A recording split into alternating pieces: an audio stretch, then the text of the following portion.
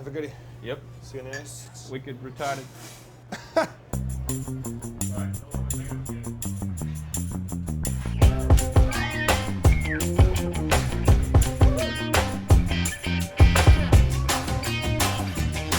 Hello, Johnny G's in Somerville, Massachusetts. Welcome.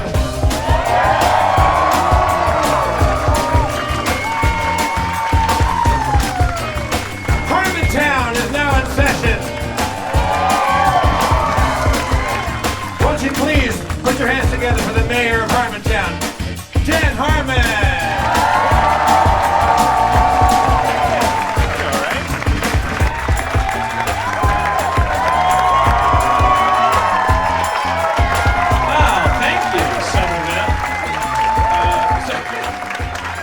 We've already had our first injury, Jeff. I don't know if you saw my entrance, but it was less than graceful. I took out either a busboy or a cop, or I don't know. I'll find out later in the basement. This used to be an old cop bar, they say. It's a very, very old architecture in the basement. You can see the first-hand effects of the fact that at the turn of the century, people. They never grew beyond 3 feet tall. Everything. There's just a system of hobbit holes down there. There's just millions of miles of concrete, stucco, just half-built chairs, all the bull whips, like a corpse of a guy dressed as Santa Claus in a bathtub. Just weird shit from like weird old days when Somerville was not the best managed town in the United States. Voted in the Boston Globe best managed town. I Wikipedia'd you motherfuckers. There's some funny shit in their Wikipedia entry. I don't think the guy that did most of the editing of your Wikipedia entry was on the tourist board. But I'm all over the place. What am I doing? Anyways, I wiped some guy out. Somebody write him a check. That was my point. Oh, it's just I guess in the 1890s, people just, when this place was probably built, I think people just ate dirt and smoked cigarettes all day. They didn't have vitamins, so like everything is kind of shrunken down there. So I have a lot of. The mirrors are all, because the ceilings are so low. The mirrors just give you a perfect view of your balls. It's just like everything was hung by like a deranged midget leprechaun down. Somerville, Jeff. Some facts about it. just to get to know each other. Most important fact, I think, I'm assuming that the Somervillians would have you know, it's not Boston. But there's probably a lot of Bostonians here that make the drive. But Somerville's very proud of its independence. I think we're just north of Boston. Might as well be Boston, but maybe it's a little more wicked, a little less retarded. We don't know. Let's find out. Well, we don't know. We'll find out the wickedness to retarded ratio. Major exports, Goodwill Hunting photos. A lot of bars of a lot of Matt Damon and Ben Affleck on the wall here. A lot of Colin Quinn lookalikes walking around. I'm from Milwaukee, so I know. Yeah, there's a lot of my uncles here in spirit. That's good. That makes me feel at home. I know how you guys like them apples. Or I guess I don't. I know you like your screenplays horrible, but I don't know how you like your apples. Yeah. You know what? Everyone gets a pet peeve. Everyone gets one. Yeah. I'm not gonna go around to the bars and take all the Matt Damon photos off the wall. I'm just a petty, jealous asshole. William Goldman wrote that script.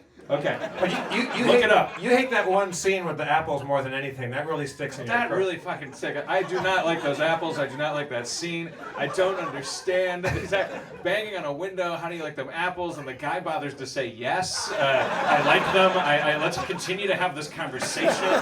Why? Who would ever do that? It completely removes me from the movie. And then if that didn't remove you from the movie, Minnie Driver's face. Now I don't know. It's the Boston era. I'm getting jocular and mean. I don't mean to do that. I'm sorry. It's the ghost of like police brutality in the basement. You can just tell it was an old cop bar, and you just know that unofficial police procedures happen down there. There's too many choices walking up to the stage.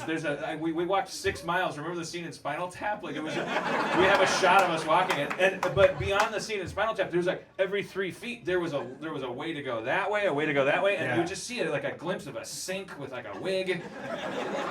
We should play our D&D down there. We could do. I think they call it LARPing. Live action role playing. Facts about Somerville. The typewriter was invented here? Not true. Okay, all right. Not true. Sometimes you get lazy.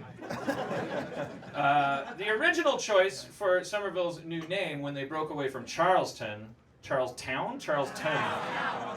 Yeah.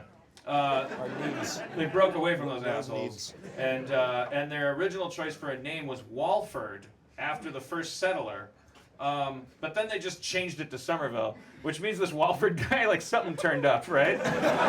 Like there's no mention, no one knows why they changed it to Somerville. That sounds like a hasty like decision after you went to Walford's house to go, congratulations, here's your plaque. What is that in your living room? Come on! That's my daughter and my mom. It's the old joke. You fuck one sheep. Something went down at the Walford estate. And then they just picked the name Somerville, and they even no one here knows why they picked the name Somerville. They actually had a historical commission look into it, and they said it just seems like they said it was a purely fanciful name. It's adorable. It's better than Boston. Boston. Well, who picked that name? A lot of like in California where we're from, there's places like Thousand Oaks, and there's no oaks. There's not 1,000 of them anyway. And those used to be really embarrassing names like Butt Crack Creek and stuff like that because they were old like it was the West, and so a lot of things were called the Big Titty Mountains. That's the Grand Tetons. Yeah, we have history too, where we come from. Also, but listen to this bit of history, Jeff. Keeping with this is the first town that I want to read entire sections of the Wikipedia entry. I think this is just so interesting and uncomfortable. Just hold your applause until the end of this paragraph, or laughter, or cringing, or crying, or walking out, whatever your reaction you have to this. Hold it till the end. Paul Revere, in one account he wrote of his ride to warn the colonists, mentions a location in Somerville, then part of Charleston. The location was the site where 20 years earlier a local slave known as Mark, owned by John Codman, was publicly gibbeted. Wait. We'll more on that later. The location is probably near the site of the present-day Holiday Inn on Washington Street. Not written by the Holiday Inn people, not written by Somerville's Tourism Bureau. Pop by, have a continental breakfast on Sundays. Also, a black person got gibbeted. But Dan, that means he was treated to expert luxury and comfort. No, I looked it up. I wanted to know what gibbeted is. Gibbeted is like at its most humane. It's basically just putting a dude in a cage and like letting him die of thirst. It's like they did it at like crossroads and things to like warn if you murdered or stole or whatever. God knows what this poor guy did. And so there was like a public warning and.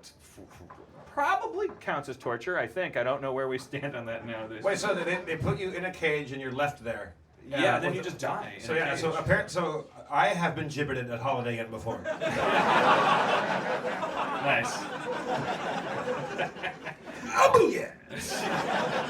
White people problems. I went to a Holiday Inn and somewhere it was called like Indiana, Pennsylvania. It was the most complicated little turnpike town, and there was nothing to do. And we went to a Holiday Inn, and it was the only hotel I've ever been in. Not only was there no closet, there was no. The hairdryer and the TV didn't work at the same time. I haven't seen that since the 70s, where like the hairdryer affected the reception on the TV. But also no windows. No windows in a hotel room. It was really, really creepy. It was really like being in a prison cell. I have some hotel complaints along the way. Yeah, I guess. And then the slogan downstairs is "Relax, it's Holiday Inn." But the line reading is "Relax, it's Holiday Inn." Yeah, it's America. You live in a honeycomb of cement and glass. You start your own hotel. Good luck. Yeah. We're part of the... Relax! It's a military-industrial complex. You're sleeping in a bed made by people who make missiles, probably. Everything's taken care of. Just dig your ditch and die. Holiday Inn, gibbeting since 1742. Who says gibbeting has to be uncomfortable? Slowly die of thirst. You know what's weird is at this Comfort Inn that we were at, like another ironically named... Damn, now they're all gonna come over. No, they're not. It's 48,000 miles. Everyone come over to the Comfort Inn on where the East 93 meets the fucking like cave of where the Pirates of the Caribbean are. We are out of town. We are out of town. And there's no water in the hotel. That was a new thing. Yeah. There was a machine in the lobby that has a water button, and I pressed it and nothing came out. And we all know when you press a water button, you're thirsty. Like you usually accidentally get the amount of water you kind of feel like getting. When you're thirsty enough to seek out a water button, you get bummed when water don't come out. Like that was some Wile E. Coyote shit. And then I started pressing juice buttons, and like none of them worked. I think that's a continental breakfast machine that you get water and juice, in the morning from 7 to 9:30 a.m. All right. Hey, Jeff. Yes, Dan? Fluff, the marshmallow cream, was invented here in Somerville. There's a look of real pride in the crowd right now. Well, they're into it. You guys, don't people eat like marshmallow cream and like Fluffernutters? That sounds good. I will take that. Do you do it with Nutella ever? All right, we're not so different. We can get along. Somerville's the home of fluff? That's so cool. It was invented here. It doesn't say when, but I assume when. 1325. 1325. Yes. Blackbeard is here. Fluffbeard. It was a member of the Mohawk tribe. There's a druid in the audience that turned lead into fluffy marshmallow cream using the moon and a gibbeted woman. Okay, just a couple more things, because I don't know, I'm fascinated, Jeff. I love history. I love Somerville. The first residential phone line, this is interesting to me. The first residential phone line in the United States in 1877 was installed here. It went from Charles Williams Jr.'s house to Alexander Graham Bell's place in Boston, where he was working on telephonics. Wow. So there was some guy that lived here that was so rich and powerful that as soon as he heard there was a phone being invented, like equivalent of this, like I was an iPhone douche for a while. Like you go like, when's it coming out? I want my assistant to stand in line for it. Like some guy was like, what's Alexander Graham Bell working on in Boston? It's I don't know, it's some kind of thing you can talk to people without being there. It's like, oh, I want it to come to my house. I want the first one, and they just like installed it in his place. He just called Alexander Graham Bell every day, like. Yeah, what's going on? I'm working on the fucking thing that you're talking to me on. Can you hang up so I can test it some more? I'm just making sure it still works. I'm not going to pay my bill at the end of the month if it's not working right. I think that's about it for the history of Somerville. Except most recently, Jeff, there's a big rebirth story here. What were you going to say? Did I cut you off? No, go on. Oh, no, baby, come on. I was going to open it to the floor and... Baby, that's not fine, baby. Don't do me that way. I was going to say, if maybe someone out there has some historical tidbits and nuggets. Well, I bet they do. That segues into this one little chapter, because I read another thing in the Wikipedia page. Right before the 90s, like this place in the 90s, like it had this incredible like gentrification effort that happened, and before that, they had a nickname for this place, Slummerville. It was purportedly, it was the car theft capital of the United States. That's pretty amazing. Like, because why isn't that New York? Why isn't you gotta steal a lot of cars, like to not be like New York or LA and be the car theft capital? I don't know if it was per capita. Maybe that's what it was. Maybe people have 6 cars each here. And say what? It was what do you mean? Like you were falsely branded? My birth was financed that way. Wait. What did you say? My birth was financed that way. Your birth was financed that way? Wait, was it like a mob racket? The car was stolen. Are you saying? Can you? Oh, so Are you willing to come up here, or do you need to have a shadow across your face and like your voice change? Are you in the relocation program? Because what it sounds like we're hearing is that it was maybe so. Get on up here. What's your name? Cara. Cara, everybody.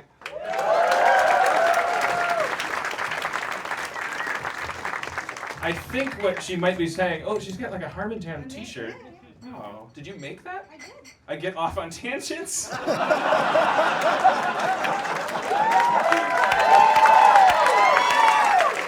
nice. All right, Somerville. We may do some crowd surfing. Yeah. I don't know if you heard Brooklyn, but I indulged a 40th birthday fantasy and crowd surfed there. Here, I think I'll just end up with an ass full of hot wings. That's not your fault. It's the you have more comfortable seating than in Brooklyn. They were able to lift my fat ass to the back of the room. Anyways, Cara, I'm assuming what you're alluding to is like some kind of organized crime chapter of your history. Yeah. So people were so they were just cars were being stolen and restolen and. Exactly. Yeah. Right. So you would pretend your car got stolen as an insurance racket, or what? Yeah. Basically, that was it. And I have to say, like, this story runs through my family. Obviously, I wasn't there. But the hospital bill needed to get paid, and so, yeah, there was an insurance policy on the car, and it just happened to get left with the doors open and the keys in it. What's that square that used to be, that was like the most notorious place for theft? What was it? Assembly Square? Assembly Square, yeah. So like you couldn't leave anything if it wasn't nailed down. And then in the 90s, like, well, how does that work? There were artists and The T station came in, Davis Square T station. That's how I did. The MBTA, the subway. Oh, okay. So the subway was built that allowed people to like kind of flood into Somerville and turn it into what the Boston Globe called the best managed city in the United States. They like I assume that means the cleanest government and I don't know, like if I'm about to spit out my gum, like a robot comes by and grabs it, or I don't know what does best managed city mean, but it sounds good. So didn't the insurance companies here kind of like didn't they smell a rat, or was everybody profiting off of this? I mean, I hear it was a pretty good time for a pretty long time. You're getting nervous. Yeah. There's a red dot on your forehead. A laser. Yeah, are we sure there's not a statute of limitations on that? Your parents are going to go to jail after this podcast drops? Could we arrange that? Yeah. All right, let's talk about this There's going to be a new crime wave. Somerville's going to be the falling down stairs capital of the world. All starving artists that flooded into the 90s are now realizing that they need to weld something for a living. And is there trouble at home? Oh, no, I'm just trying to keep up the tradition of, mob. Mob death. I don't know. Mob whacking your family? I'm trying to get made. You know. Are you Italian? I am, yeah. What, okay, and full 100% Italian? Siciliana. Wow. Yeah. Piacere.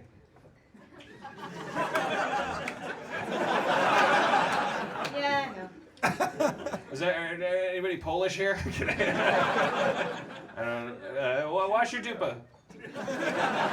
Wash your dupa? Yeah, dupa means butt. My busha, my grandma, used to tell me to wash my dupa. Ever tell you about my great grandma Busha, Jeff? I think a little bit. Yeah, she murdered some people. I think it's safe to say now that she's dead. I was gonna say finally dead, but that would sound mean. I just mean finally in the sense that she lived to like 108 or something, and she took some fuckers out with her. Like she was a. Blood or something? She was just hard. She was a hard drinker. She was a vaudevillian. She was. Sound familiar? Yeah, no, they always said you should talk to Grandma Busha. You guys share something. Like maybe it skips 2 generations, like whatever you are. And then I'd go and like, what was vaudeville like? And she'd go, what the fuck do you think it was like? Give me a drink.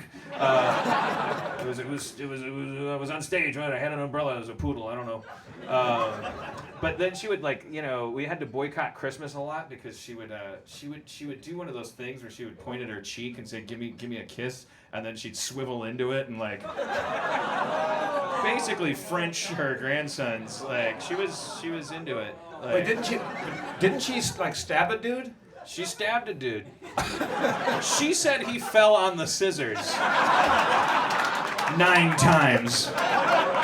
I don't know how you fall on scissors 9 times in your crotch area. On a trampoline? Yeah, I'm pretty sure. And I think that was like when she was in her 70s, so I think the cops thought, because we were watching a Packer game in Wisconsin, and like this thing came over they do local news stuff over the Packer game, and some local guy said, oh, here's a human interest piece. 70-something-year-old woman is being brought in for questioning regarding the possible homicide of her roommate. Sounds funny. And we all joked in the living room like, oh, Grandma Busha. And then the phone rang. And it was the police, and it was like her one phone call, and she had had a quarrel with this lover of hers that she was living with, and then we don't know what happened from there, but we know it ended with him dying after receiving a few punctures with a pair of scissors below his waistline. Oh. And I think that the cops thought, she's 70, any sentence is a life sentence, let her go. And she went on a fucking spree for 30 years. 14 people dead. Like Grandma Bush is amazing. Like I have news items on tape. I'm sorry, Cara. Just pull up a bowl of peanuts or something. I don't know. I just want to tell you about my grandma. It is well worth surrendering the liberty of a member of my family, through my stories to get at yours. I mean, I would apologize for the tangent, but. Yeah, exactly. I mean, she's getting off right now. I should charge you for it. She at one point there's a news item that we have on VHS tape for some of you kids. There was a thing called VHS, and thank you, sir. This is this guy he's like a veteran in a wheelchair. I remember VHS. Thank you, sir. I got Top Gun on Betamax. I'm a real American. Me too. Sinbad of the 70 Seas, Tron. Yes. All right, just leave me alone for a second. I just want to. I have OCD. Like I want to finish my Grandma Busha thing. That Busha means grandma, right? Busha means grandma, so she was my, she's grandma. Yeah. It's like salsa sauce. Like Busha's like Mima, and Irish people say Mima. And some people say pop for like grandpa. It's like pop. Busha, she was Grandma Busha, so she was grandma. Yeah. So she's 600. So she was on the news again, decades after successfully murdering a man. This blows my mind. Someone tried to steal her microwave. We think it was like a drinking buddy that she owed money to, and like she was 90. She was like at least 90, yeah, something like that. Awesome. And she had a scuffle with this person that tried to steal her microwave, and the person took a butcher knife and slashed her in the throat. It's a happy ending, depending on where you fall on Grandma Busha being out there. Maybe not for the police. It's not a happy ending. Not for the DA. And then she, according to her recollection of the event, like this person got away with the microwave, slashed her in the throat, and she was laying there for a while and was like, oh, someone will come find me. And then she thought, no one's gonna come find me. I'm Grandma Busha. So she got up, wrapped a towel around her neck, and walked to the emergency room, where they sewed her neck back up. And there's a tape that circulates among my family of the local news report that's like, oh, they didn't know. Like they should have done their research and made this into more of a character. But this is a whole new generation of news reporters just going, hey, here's a funny thing. There's a really old lady got slashed in the throat and she lived and she wrapped a towel and then they show this doctor, like they get the statement from him and you can see the emergency room behind him and he's just giving a statement and he just has this look on his face like he just watched an episode of The Munsters or something. Like he doesn't know what he's going. A woman came in and about 90 years old. And she had her neck slashed like all the way across and I put some stitches in it and she left. And he's so confused because everything he's learned about medicine has gone out the window. But the weird thing was she left through the air conditioning duct in the ceiling. I think I patched a golem. I don't know what I did. Was it masonry that I did? All right, anyways, back to you, Cara. Did you get off on that tangent? We're in polite company, I should say. All right, Cara, what can we do for you before you leave us? Let's reward you for coming up here and possibly incriminating yourself and your family. This is some Harmontown wish fulfillment up here. Yeah, like what I don't know. I could go. Like, what's your big ambition in life? Like what's your unfulfilled? Unfulfilled ambition. I'm a costume designer. Right. And so, do you want to be a big-time costume designer? Yeah, that'd be great. What does that entail? Like, wait, how? Being just about as poor as I am now, but probably in New York. Right. Okay. Do you want to do it for film or for print or fashion or Theater. Theater? Yeah. Great. All right. So, and currently you do it like here locally? Yeah. Oh, okay. And do you pay your rent doing it, or? Yeah, just about. I have a day job at a self-defense nonprofit. A self-defense nonprofit. Yes. But that's not a very good day job. It's a nonprofit. It's true. You It's keep all. looking at your time card and going, God, am I doing this wrong? I keep sliding in the machine. It's a nonprofit, Cara. Okay, so, all right, I think let's thank Cara for coming up and let's reward her. Thank you, Cara. Thank you for making that t-shirt. That you can. That means, Sit down, Cara. Yeah, that means- Okay. I didn't know. We're from Los Angeles. We have like showbiz shorthand. When you thank someone, it means fuck off. When you say I love it, it means I don't. I'm not. I didn't see it. Yeah. I'm not going to say anything about it until someone else says something about it, and then I can see whether I can make money off of it. But no, we would never say fuck off to Cara. Thank you, Cara. So let's do her big movie. Let's do her biopic. Is it Cara or Cara? Cara. The story of Cara going from being a down and out Somerville costume designer, working at a nonprofit for a self-defense organization, and making it big. Here it is. It's going to be 4 minutes long. You're going to love it.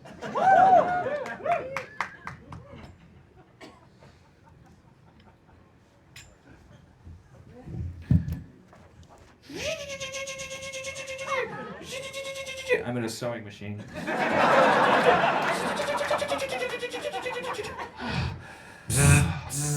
Oh, God. Cara, Yes, Mr. Haberstrom. I have some bad news for you. Your parents, that are both in jail for fraud, they were murdered by Grandma Busha. Finally. Whoa! Was there any payout? No. Oh, damn my Italian blood. Get back to work and sew those socks. Should have stole my own cars like Dad. What chance does an honest girl like me have in this racket? Harmontown tickets! Get your Harmontown tickets! Big famous screenwriter from Hollywood, California, coming up to Somerville, Massachusetts, making dreams coming true! Harmontown. That's the podcast I get off to. Sir, I'm just a poor costume designer. I only work in Somerville. Everyone basically wears whatever they want here. You should come on down to Harmontown! I gotta warn you, the tickets are pretty overpriced for the content value. Seems to me just two jackasses grab-assing for an hour and a half. Guy rapping about fucking everybody's mama? That's not show business. Get a real job. Don't follow your dreams. I'm a threshold guardian. Fuck you, stranger. You're wrong, mister. I leave, but I accidentally drop a Harmontown ticket with one stupid-ass Italian piece of shit. Fuck her. I got shit to do. I got a worthless ticket to a relatively worthless show. I'm gonna go to Johnny D's where everyone else wants to go. Everybody put your hands together for Dan Harmon! Hey, Somerville! Waka waka waka! Whack whack whack! Whack whack whack! I farted the other day. It was so interesting. I got fired from Community. Booty doody booty doo. Oh my God! It's 2 years later. I'm Cara, but now I'm taller and better looking. This guy, I just had 4 orgasms on that on the tangent he went off on. Chevy Chase. Can I come up on stage? And then I saw her. That's when I saw. Oh my God. Sorry, I just came again. What's your name, ma'am? Grubetzilioni. 10 minutes later, at the end of the show.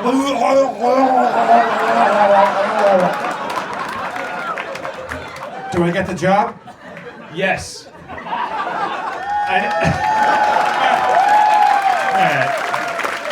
Well, that seemed. I don't know. What? That felt raucous. That felt inappropriate. It felt. It was a happy ending. Yeah, it was a happy. It was heavy.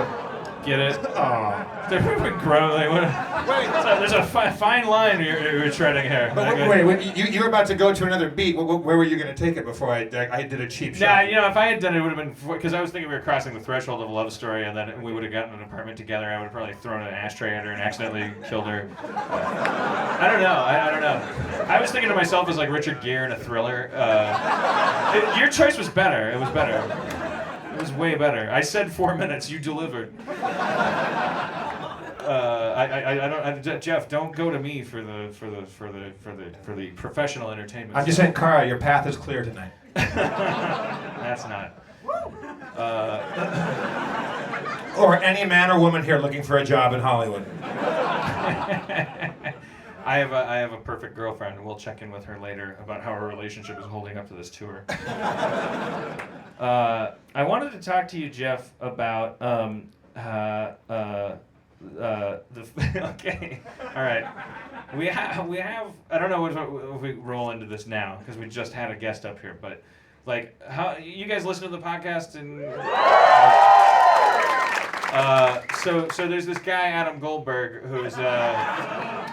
who's in the show like kind of by sheer force of will he's in the show he's not Describe his origin story for the people that don't know him from the podcast. He's this kid who I guess he was like an extra on Community. That's what he said. His origins are I pulled him out of the audience to read some of my brother's emails, and I went to go get another drink, and then like he speaking of which. The law says we're not allowed to have our bottle of Kettle up here. I don't know who our dedicated server is. Is it the guy I wiped out with the door? With ice? Two? Just the swish of that John Ritter door. An answer. I mean, we can have a bucket of. It's so weird the laws. It's different everywhere. Every city has fucked up laws about liquor. We were was it Atlanta where they had just recently overcome the idea that you couldn't buy liquor on Sunday. Period. I forget. It was some city. Like they were believe me. Like it's like these. Yeah. It's like what? How does it? Like what is some? I don't even know what to say about it. It's insane. People gotta stop making laws, man. They gotta start. They gotta have a. You know, like they have that program where we're turning Russian nukes into nuclear reactors for America. It's called something like megatons to megawatts or something like that. It's like a program which is really just like in your fucking face. We won the Cold War. Like give us all your dicks and we're gonna turn them into toothbrush runners. You know, like we're just gonna use your old world penises to like now just like make our Sealy Posturepedic beds work. It's pretty brutal end to the Cold War. But that's an example. Like disarmament, like sometimes we realize that we've stockpiled too much shit. We need to like start reducing it a little bit. So Adam Goldberg. What about? I'm just trying to get Car off. What about laws? Why can't we, Jeff? Why can't we dig into our vast surplus of ridiculous laws and boil them down into like a couple of simple rules, like don't be a dick and stuff, like so that. Yeah, well, one guy tried it and they put him on a cross. Ooh! Oh, thank you. Perfect. Too soon. Much too late. But it was too late like the next day. Yeah. Well, you know what? Hey, maybe it's time for a lazy Jesus that doesn't get crucified to come through, and instead of getting killed, maybe I could just live to 80 and tell people what to do. I'll volunteer. That's a form of crucifixion, like playing video games and masturbating? You do actually have kind of a Christ complex, though, don't you? Yeah. I feel burdened by these people's needs. Holy shit, we gotta... Talk about armaments. We got a vodka stockpile. So the rules say we can't have a bottle up on the table, but we can't. So we can just have a choo-choo train of. So whatever that law was protecting, whatever good it was doing, like how is that? You know, like ostensibly like there's a 19-year-old girl in the audience and like deciding whether or not drinking is cool, and like the God forbid she see that bottle, but this is gonna make it so much harder for her to go down my path. Thank you. Did you bring them, sir? What's your name? Matt, everybody. Did I hit you with the door? Sorry, Matt. Are you okay?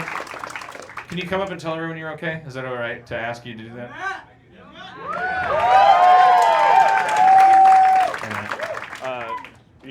I'm fine. I'm pretty well today. Okay. You didn't hit me that hard. Okay. Were you standing in front of the door because you were going to open it for me? I was about to serve one of my tables. That would have been the first like cool like no one ever opened a door for me and I just banged into him. He was gonna go like this like I'm Batman or something and he's Alfred. Like he was gonna go like here you are and I fucked him up. What'd you say? Restart? Oh, well, I don't know. Is that somebody said restart, let him open the door for you? I think the ratio of time spent to entertainment received, I don't know. It's hard to make a judgment call there, but then again, you go, why are you bringing him up on stage? How do you explain the first 40 minutes of your show? Thank you very much. Everyone's a critic. Does that mean I can why don't you go watch Good Will Hunting again? Inception, yes. I'm sorry. You didn't buy a ticket to this ride. How long have you worked here? Matt, you said, right? Yeah. How long have you worked here? About 6 months or so. Oh, yeah. Pretty new then. Yeah. Sure. You enjoy it? I love it. You do? It is. What's the best thing about working here? Just the kinds of people I meet, I think, and all the attention I get for no reason, like right now. So how many times in that 6 months that you've worked here have you done a freestyle rap with somebody up on stage?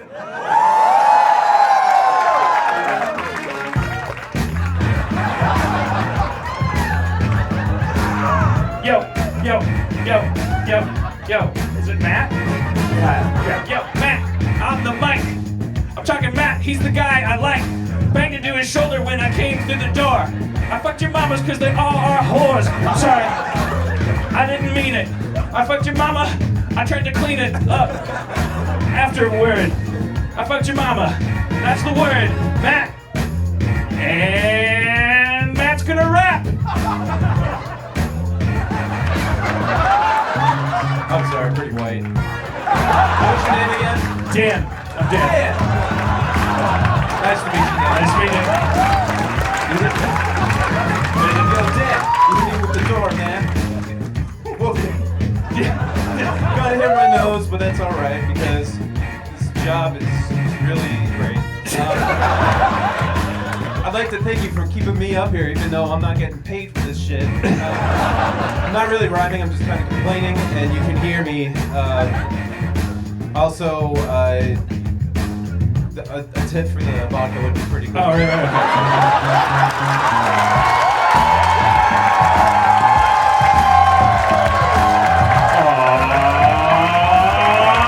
MC Mac! Thank you, sir.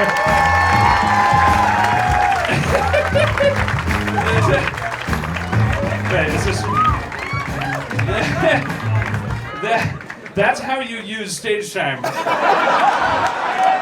You and me are not going to make money on this tour. That guy has made $15 more on this trip than I'm going to. Yeah, like Erin, my girlfriend. My like, credit card was shut off today from expenditures on this trip. Yeah, well, because our trail looks like a thief's. Like, what are you? No one hangs out in Austin and then Atlanta. Like, what are you doing? You're not gonna. Charlotte to Brooklyn in one night? I don't think so. You stole a TV. But he did 5 minutes, turned it into 20, 40 bucks. What? I gave him 10. What'd you give him? I gave him 20. Yeah, but you're I gonna, 1/5 dukedom. you're gonna drink more of that vodka. Though. Oh yeah, I will cause damage to this place financially. the advantage will be mine. No, that's not true. I'm gonna keep it straight and narrow tonight. Now, I want to say something. There's a girl that came to the show tonight. She gave me a gift before the show. So I wear tie clips a lot, and I lost a tie clip once that I had engraved that said Federal Bikini Inspector on it, and then I lost it. And I hope whoever has it enjoys that Federal Bikini Inspector tie clip. But this girl Samantha made me this one, and it occurred to us.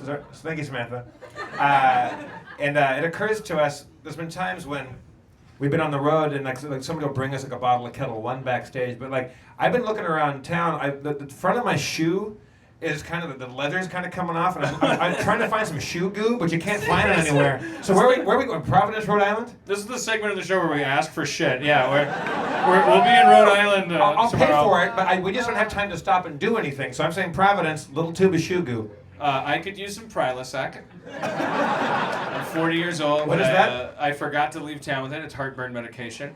Again, we will pay you for it. Aaron wrote down Sharpie pens, 2 toothbrushes, and safety pins. Okay, all right. So if you're coming to Rhode Island, are you listening? Come with a basket. This is how like Egypt like mythology started. Like people are just like, hey, I could use a tangerine. I'll make it rain on Wednesday. People are just coming and like.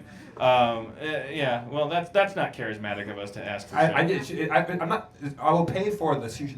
You want a toothbrush? You have toothbrushes? Are they used or? Well, bring it up. This is a weird table full of gypsies that brought toothbrushes. That's really rude. Gypsies is an offensive phrase. Or it's like the end of Let's Make a Deal. I didn't mean gypsies as an ethnic phrase. I think that's become an offensive ethnic term. I just meant traveling vendors of fortune telling and Here's an oral. werewolf curses. This show brought to you by the all-new Oral-B Advantage. Well, I should. All right. Well, let's see. Things are already working great. It's like Okay, Providence, we just need 1 toothbrush now. I would like to raise a barn in back if maybe I'll just live here. We'll just build me a house. You have a toothbrush in Brighton? Yeah. Is that nearby? Yeah. Go get it. A lady just called out. I have a toothbrush in Brighton. Well, hopefully you all have toothbrushes at your homes. Yeah, it's not a competition, ma'am. You really work for a toothbrush company? Oh. So you have a factory of toothbrushes in Brighton. Not quite, but Were they being cutesy by putting it in Brighton? My question is, were they being cutesy? I wasn't being cutesy. You can't groan me. This woman right here works in a dental office. Let's get them up and have them fight. We didn't know until now. We didn't know that we could put you motherfuckers to work like that. I'm sorry. Well, we are humble people. We live in a world where busboys shake us down for $50. Well, that's the treatment we're used to. We don't. This much love we're not used to. Oh no! I didn't mean Boston. Oh, nobody's ripping on Boston. Boston's ripping on everybody. Oh, that's an example of ripping on.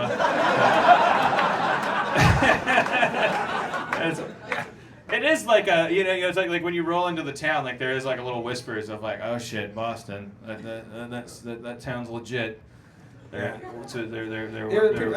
don't know. they're working class. They don't wouldn't pronounce say- their R's. They're gonna heckle you. Yeah, I wouldn't say people here are rough or mean. I think it's some of them maybe a little bit more aggressive, maybe like a little bit more like up front, like candid in your face. Is that apt? Yeah. Hey, take it easy. I think that's it. Yeah, that's because we have friends from Boston in LA. Like they have a certain swagger that reminds us of shitty Matt Damon movies. Jen Kirkman? Is Jen Kirkman from Boston? Yeah. Jen Kirkman's a good friend of ours. What? Oh, Lowell. What's that? Yeah. Is this one of those towns in Massachusetts where the sign says now entering Somerville? But it's really funny when like now entering Beverly, which sounds like a porn title. Jessica, Massachusetts. All right. Well, so I got off on a lot of tangents there because we were about to. Here's the thing. We got this guy Adam Goldberg. Wow, that's remember? The greatest adventure is what lies ahead. Remember at 8:15 when I mentioned Adam Goldberg? He's like a regular in the LA shows. He's like this. It's like you know how Indiana Jones had Belloc. Like every hero has a shadow he casts. And you don't know whether to like him or he's like a brother demon. A lot of my fans are self-styled Dan Harmons, like talented writers who can't make eye contact, and a lot of my conversations with my fans look like two guys staring at the floor and accidentally insulting each other back and forth. Guys, there's a lot of no, it's not just you. But I was thinking about you. But no, it's like it's I'm an awkward person and I have an awkward flock. So Adam is this little guy, and he comes up on stage, and at Harmontown, clearly we've proven that, people, a lot of it is people coming up and us getting to know who's out there and stuff. And now, Adam has got this sort of swagger now that he just kind of storms the stage like a bull. He's become our Hamburglar. Yeah. Like in the mythology, he's like a guy people in the live LA audiences don't like him as much as the podcast listeners because people in the live LA audiences are sitting next to the stage and they're going, I could get up there too, but I don't. You're a dick. But people listening are going, I can't ever get up there, so he's my hero. He's like one of those bomb diffusing robots, just putting himself into the Hurt Locker every time. And then we're mean to him, and then he comes back for more, and we like him, and it's like, are we being Howard Stern, or is that good or bad? Is this guy a genius or an idiot? Is he a hero or a villain? It seems to be kind of a weird it's really a toss up among our audience, and some people really like support and love him. Some people don't know. Some people wish he wouldn't do that so much. So we don't really know where it stands. And we're fascinated with him, and that's the important thing. But and more here's important the than thing. that, yeah. Tonight, here in Somerville, it turns out no, Adam's not with us for the simple reason that we have a special unit of the police check the bottom of the bus every night with what I call Cape Fear mirrors. Adam is not here, but Adam Goldberg's two brothers are here. Noah and Harry. Are you guys willing to come up? Noah and Harry? Are you here? All right. So now we're going to get to the bottom of some shit, I think. Hello. Holy crap. Wait. Hello, I'm Jeff. Nice to meet you, Harry, and I don't know if I should shake your hand. Oh, come on. Noah. He said, I don't know if I should shake your hand. I've listened. Dan's always been a little bit nicer. Jeff's always been the one to really just shit pretty hard. Really? Well, Jeff will say stuff like shut the fuck up, Adam, get off stage. Right. And Dan will say please shut the fuck up. Right. Or I'll say well, we're all Adam Goldberg a little bit. At what point do I, where does the bully become the victim? My question, we love Adam, but we kind of hate him a little bit too. So are we? Are you listening, Adam? Yeah. All the questions that you've asked, we've asked ourselves. I thought we'd get answers, but it's a special kind of answer that there's just more questions. That's fine too. It's like black hole research. It's to the point now, you guys, that after the show, he follows me to my car, and if we go to a bar after the show, then he even if I don't say the bar I'm going to, sometimes he's just there, and he'll follow me to my car. Then, I know he's harmless. He totally, there's no concern there, but he's a very forward guy, right? You'd have to Absolutely. You'd have to allow that. He's diabolical. I mean, he's a genius. Like he's always calculating and genius. Yeah, possibly evil. So when you guys were growing up, are you both older brothers? Yeah, we're 3 years older. So did you tie him to trees and like? Oh, we were really bad to him. Yeah. My dad says that the worst day of his life was when he realized that the kid tormenting him was actually 2 kids tormenting him. 'Cause we're twins, so we work. Oh, you as a guys team. are twins. Oh. Right. So we work as a team, and it's easy to trick your 3-year-old brother, 3 years younger, into doing whatever you want. Yeah, and then when you get tired of fucking with him, you just tag out, and the other guy comes in. Yeah, we used to pull him out of his crib to play. Like this was harmless. I would climb up and try to toss him down, and like he couldn't catch very well. Adam, I take it all back, man. Yeah, this is Holy shit. So maybe there's your origin Yes. story. And we would walk into like my parents' room, and you go, "Dad, the baby's crying. Don't know what's going on." This is Guess interesting. he Somebody fell on his head. audibly said, "Jesus." That's good. This is human stuff. we did it out of love, but like Yeah, sounds loving. 4-year-olds can't catch. Like, It's interesting when you remove the glasses from Adam Goldberg, age him up a little, and move him to Boston. It's a Jimmy Kimmel thing that starts to happen. You guys look like I've got Jimmy Kimmel. yeah. But you're twins, and are you identical? Are you genetically identical? Yeah. Oh, okay, all right. So I guess I guess when you go home tonight, you can go, Dan Harmon called me fat, I guess. And used DNA to prove it. But I didn't mean it to happen that way. And I'm fatter than you. I didn't mean it. I stumbled into it. how many pictures on Google Images come up of you, man? Oh man, dude. Yeah. No, believe me. Like before you leak any celebrities' voicemails, make sure you've taken a lot of thin pictures. And make sure your teeth aren't yellow. That humbled me greatly. That phase. Like Dan Harmon's at it again. Hey, TMZ photoshopping M&Ms on my chin. I believe me, I did not mean it. Wait, which one are you, Noah or Harry? I'm Harry. Harry and Noah. Okay. All right. Well, what can we do special with them, Jeff? So that, like in preparation of going back home to Adam, we met your brothers. What are we at? What? It's your problem now.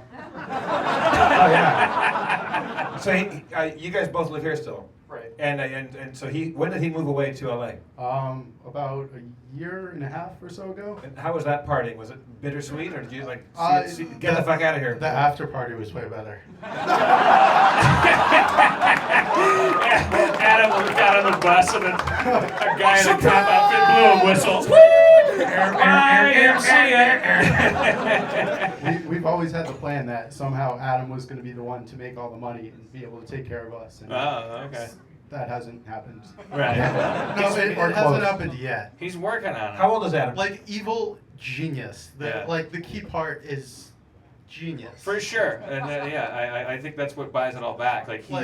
Sometimes he goes into these rants that are like, they're kind of ill-timed, and his sense of like kind of verbal rhythm kind of like doesn't hit the eardrums in the right pattern. But he's like what? He's a kid. He's like 20-something. 20-something. But when you actually listen to what he's saying, he's like, holy shit, he's really smart. A lot of people don't know what to make of him. Yeah. Understatement. Yeah. But the thing is that once you get his character and his personality, a lot of the stuff he says is pretty genius. Or Yeah. I think he works well with an editor. Like, well, it's the comedy rule of threes, right? 1 out of 3 things he says is funny. Yeah. Like, obviously, you're a writer, you know this. Like, you don't do it all yourself. You need a team around Exactly. you to... Like, if we could have cut out me accidentally calling you fat, like I would be like a great fucking That's my host. favorite part. Yeah, I could go. I will go back and edit that out of the podcast, and then I'll seem like a very charming guy. Do you guys want to, maybe, do you guys want to, like, take this opportunity? Because I presume that Adam will be listening to these podcasts as they're coming out. I mean, anybody would, because it's certainly, like, even just out of simple, you know. Oh, he doesn't have my phone number. It's cool. He doesn't have your phone number. No, I'm kidding. Okay. I say maybe, like, you guys could send a little, like, little video, an audio letter to him, you know, like a little wistful, you know, brotherly contact, you know, over our thing. Give him a little soundtrack. That's all you know. This is your letter, your open letter to Adam. Whatever you want to say to him. Adam, Mom and Dad just really want you to get a job. we know you're trying. We know you're trying, but try harder. Times are tough for everyone. When they saw you in the backgrounds of Community and you looked within 20 years at Chevy Chase, that is not a good look. So keep going. We love you. We support you. Good Did the job. Friars Club sponsor this letter? All right, the thing you can do for us is not let him respond to this. Because it's going to be way worse for us. Well, yeah, but yeah. So you guys are scared of his brain in his mouth, right? Like he'll level that weird. There's still 2 of us. Yeah, that Lex Luthor death ray. Yeah. So Adam, okay, physically they can still kick your ass, but you got away. They would like you to make some money. Can I ask a question here? Of course. To the audience, like, I know the LA audience is kind of like skeptical, but like of the people listening, like, how's it play out for just listening here? Just. Were you asking these people? I thought he was a writer on Community. Oh yeah. This woman, I this. figured that he actually had a role. This young lady said, "I thought he was a writer on Community." He probably texted you and told you that. There's a diabolical quality to him. He ends up with everybody's phone number. One time we were at the drawing room. Mostly women, though. Yeah. Well, after a bar, after we go to this one bar after our show, and I was there, and he was working on some girl, and the girl had a friend, and he was drunk. They were dead drunk, and he's like, Jeff, give me your phone number. I'm like, no. Give me your phone number, Adam. Fucking no way. No. But he gets all the women's digits in like crazy weird Jedi ways. I was present the moment when he walked up to Aaron and he said, "So Aaron, my AT&T fucked up my phone and I finally got it back and I lost your number. I needed your number again." And Aaron kind of went, 818 blah blah blah blah blah. I gave it to him and he walked away and Aaron had this blank expression on his face. I never gave him my number. It's no joke, man. It's no joke. He's a Jedi. These are not the droids you want. Yeah. I didn't put anything in your drink. Did you ever read the book? Did you ever read the book by Bud Shulman, What Makes Sammy Run? About this character Sammy Glick. I haven't read it. Yeah, it's a good. Read that book. It's about a guy that he's just this little guy, newspaper man, a good guy that runs the papers and stuff like that, and he ends up running a studio in Hollywood simply out of will, and just like the idea that. There is no such thing as a human obstacle. Like people are things you can just move around like chess pieces, and it's not willfully mean. It's just the idea that the goal is something that's more important than the steps along the way. And is it genetics that makes your brain like that, or is it your older brothers playing catch the baby out of the cradle? Probably a combination of that and head injuries. Definitely. All right, Noah and Harry, everybody. Let's hear it for the Goldberg brothers. Goldberg brothers. Thank you guys. Thank you Noah. Thank you Harry. We've never had a disaster, Jeff. We just bring random people up on stage, and it was like you're trained for the stand-up mythology and the and TV and stuff. Like when somebody starts popping off in the audience, everyone gets as uncomfortable as when like a baby is crying on an airplane. It's like there's a crisis. There's something happening. Like, this is gonna go bad. Like, what's Rob Schneider gonna do? But at our show, I know we're spoiled because all these audiences are people who, you know, they listen to the podcast, they come out, they drive a long way, they pay money, but then they're ready to have a good time. But like, I just love the human experiment. You can just drag people up, and they're like, I don't know, and then they start rapping and they fucking bury the show. Like but when Noah came up, he gave me a pretty stern look, and he goes, I don't even know if I should shake your hand. And he thought it was because he was protective of Adam. Yeah, and then he just completely threw Adam under the bus. I mean, he really meant it. I don't know if I should shake your hand. I don't know. Yeah, that's Adam just texted me. What? Adam just texted Is he here? Well, come on, Aaron. Aaron, get on come stage. Aaron McGaffey. This could go bad. I mean, I never know with this one. Well, all I was going to say is that Adam just texted me, we're my brother's drips. Yeah. See you guys. Aaron McGaffey, everybody. Sniped from a distance by the Goldberg sniper rifle. And yet the blood does kind of run cold. That we like Beetlejuice. We've mentioned his name so many times, and he just starts texting people. That's fucking cool. Yeah, he's like Sherlock Holmes in that new remake in the BBC. I was just like, what? There's text coming up. Like, he knows we're talking about him. Having fun, Mr. Harmon? Yeah. You amuse me so. He's like Q. He's not my Belloc. He's my Q from new Star Trek. I'm gonna get laid in Boston. Star Trek Next Generation reference. Right. Jeff, just running through a couple more things. We're gonna be in Rhode Island tomorrow night, and we really encourage. Is there any incentive we can give people? Because it's not that long a drive, and apparently we're undersold there. We're sold out here. We've been drugs. I'm finding out. I'll get the location. Hang on.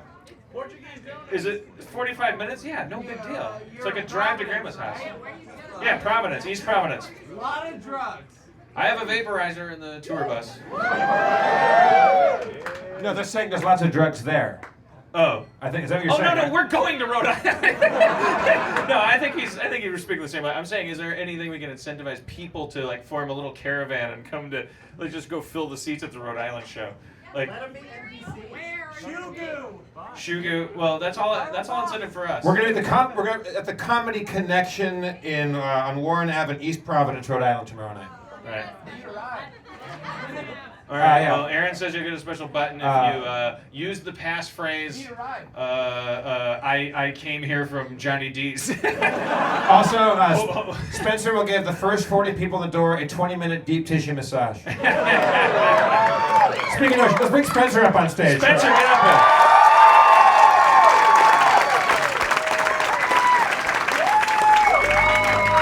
Oh shit, Spencer. Yeah. He's wearing his Apple Store sweatshirt. Spencer, we're sharing a table tonight, kind of. I got my little Do you dead want me to soldiers. slide over? No. All right. You're fine. What up?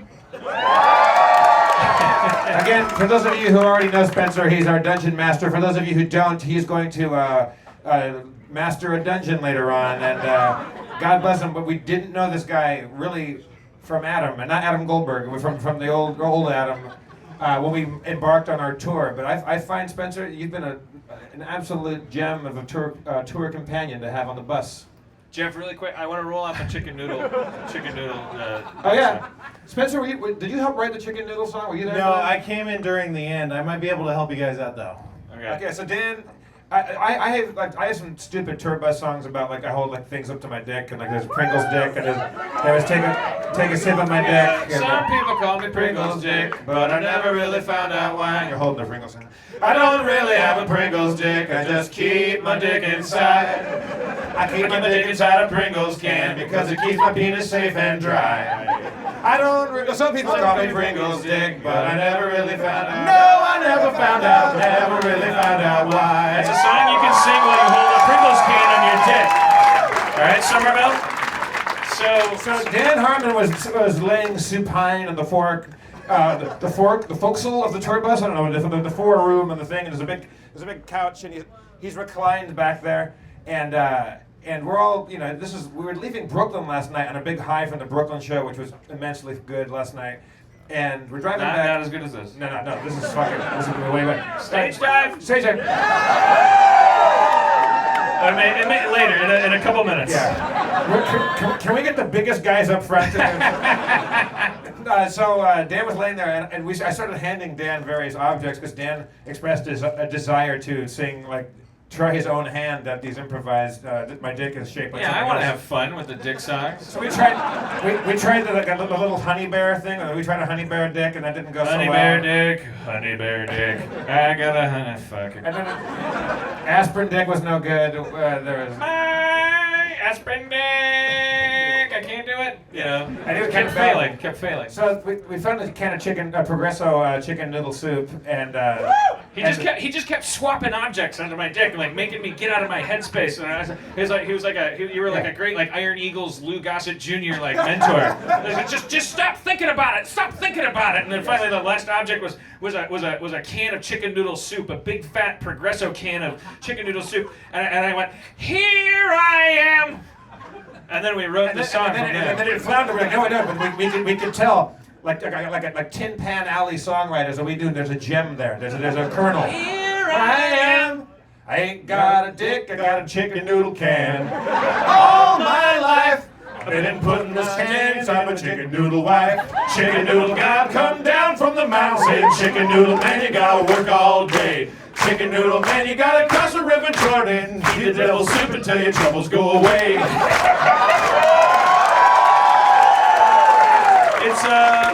It's a spiritual. It is. I mean, for the lack of a better word, it's a Negro spiritual about God cursing you with a strange dick and forcing you to work your whole life and struggle. But it's about being gibbeted by God. Yes.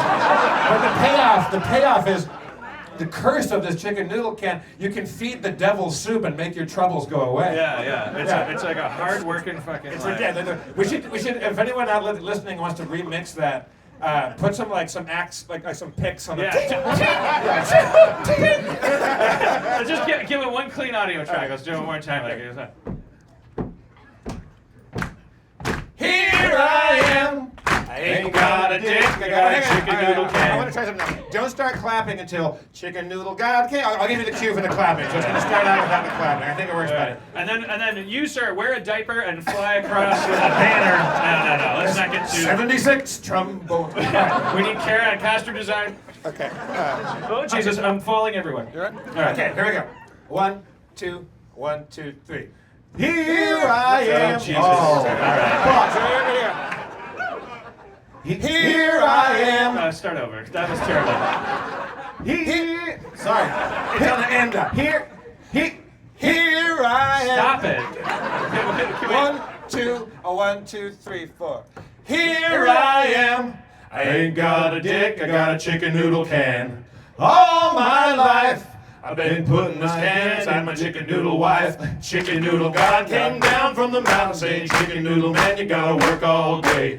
Chicken noodle man, you gotta cross the river Jordan. Feed the devil soup until your troubles go away. Feed the devil soup until your troubles go away.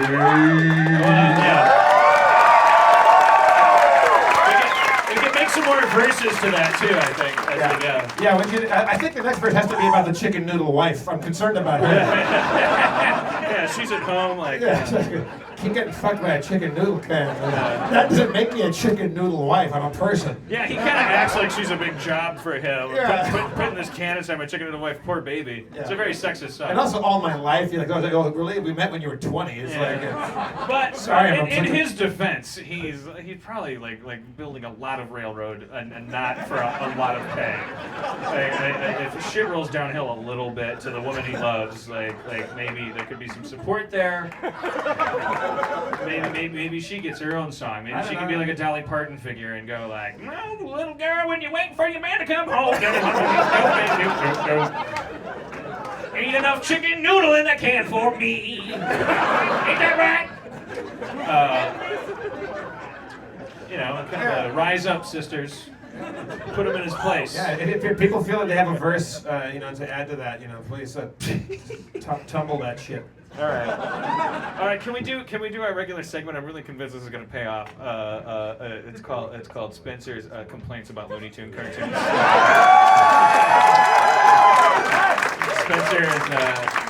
Yeah. Spencer comes down. You think that he'd have a softness in his heart for the Looney Tunes characters, but he really comes down like a ton of lead. Yeah. The more you find out about this guy, the more you love him. We took him to Charlotte. He loved the sleet. Then we took him to Times Square. He hated Times Square. And you go yeah, good.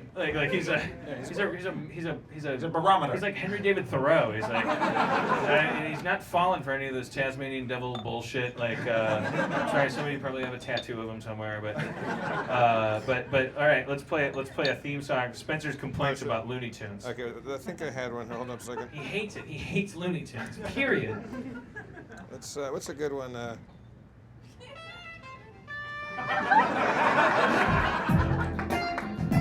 When a man You always is gotta subjected to dance. cartoons. Oh, sorry. Yeah. Go No, ahead. dancing. I was just commenting on your dancing. All right. So do you want to All tee him right. up with a question, Dan? No. Okay. That's fine. Wile E. Coyote and the Roadrunner. Well, I like that. That's like the one Looney Tunes I enjoy. Well, then don't talk about that. No, but Wait, do you guys like or I don't get it? Honestly confused, not joking. Anyway, Wile E. Coyote, I mean, he has, his dad's credit card. I don't know. Where does he get all the money for the shit that he does? And not only, just crazy shit, but, literally, surreal shit. A paint-your-own-hole in a wall, kit. But it's just, does Acme not sell, rotisserie Roadrunner? It's so easy. He's spending millions of dollars. I'm sure there's a restaurant. All right. Spencer hates Looney Tunes. Also, that track I just played is 1 minute and 11 seconds. You ended exactly on time. I have great back timing. Here I am. Ain't gonna dig. I'm gonna chicken noodle can. I love it. All right. Should we start playing Dungeons and Dragons? I think we should. That's the first time that's been applauded anywhere near Boston. We're in Brooklyn. There's a sold-out crowd. It's people are cheering for Ray of Frost spells. All right, so what have we wrought? We have to welcome Mulray and Sedona, Aaron McGaffey to the stage. Hey, really quick.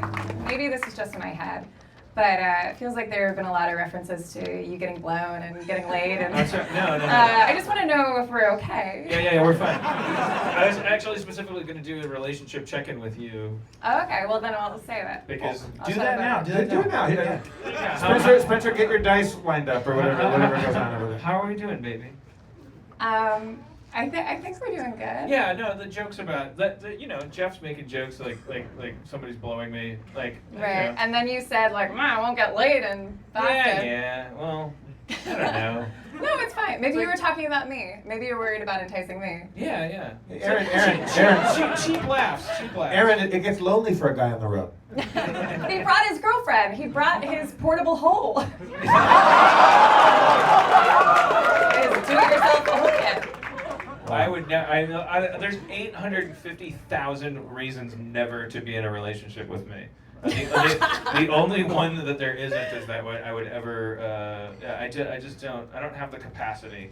No, I know. I've never done it. I'm 40. He's a great guy. He's a great guy, everybody, and a great boyfriend. I'm not. The road is hard for a relationship. We're in a tour bus and we're in a hotel room, and it's well, why aren't we doing it all the time? Because we have sex with wood. there's a wood block. There's a hole on one side and then a thing on the other, and we have this swing that we sit in. And there's no time for it. We're Orthodox Amish. We're not allowed to look at each other. We have these Iron Man suits made of wood, and they just have an opening for our dicks. She has a dick, and we just rub them together. We're snails. We're asexual wooden Iron Men. I would say, mercifully, I have not caught or heard you guys doing it on the tour bus. Have you? No. It'd be really hard to do on the tour bus. Boo. Hard and awesome. Are you booing Jeff not seeing us have sex? Yeah, he's booing you guys not fucking on the tour bus. There's these We've little spooned. Yeah, we cradle each other. There's these little bunks, and you draw a little curtain across, and yeah, It's pretty it'd be tight. weird. You'd hear my belt buckle jingling. Like, it wouldn't be real sex. It would be like a hand job or something, and it'd be like And you just hear like jingling and. Right, and I cry pretty loud. So. Yeah.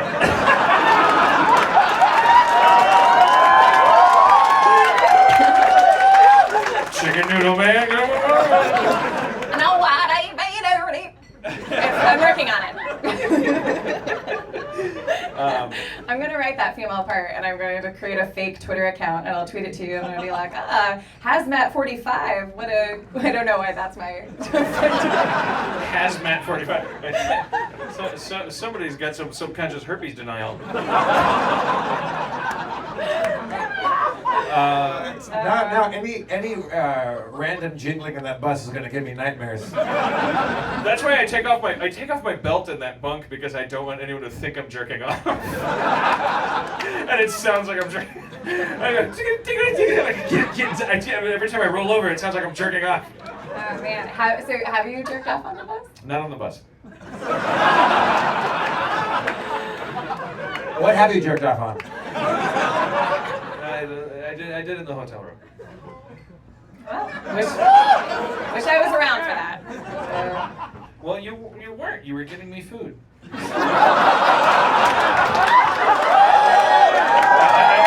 not. The title of tonight's show isn't "I'm a good boyfriend," or I wouldn't have. I'm not trying to pull anything over on anyone. That's why I came back with the food, and you were just asleep with a smile on your face. No, I would just watch Harry Potter 2 and. Oh yeah, that gets me every time. Oh, they're fighting the evil wizards. No, I don't know. No, it wasn't. No, it's okay. It wasn't one of those moments that you're thinking. It's okay. No. It's okay. I was There are a lot very of discreet about it. You never knew. You never suspected. Aaron, have you masturbated on the bus? Hesitation.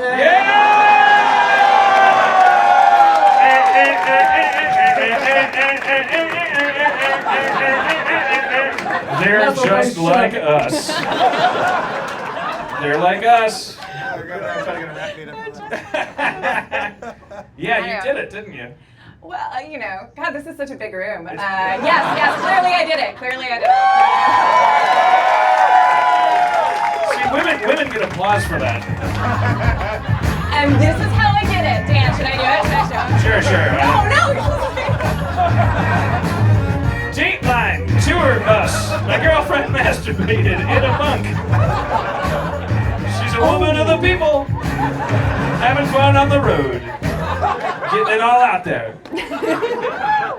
I just did it to fall asleep a couple of times. Yeah, that's why I always do it. Well, whatever, it's fine. This is a great time for me to point out that I was a camp counselor for several years, and one of my campers is here today. Let's get her up here. Emma, come on up. I forgot about that. Specific talk about bunk masturbation. The camp counselor was masturbated on the bus today. Emma Brooke, everybody. Hi. Shake your Hello. Emma. Hey. I can trump that. The 19-year-old webmaster of my Tumblr blog is here. Marissa, get up here!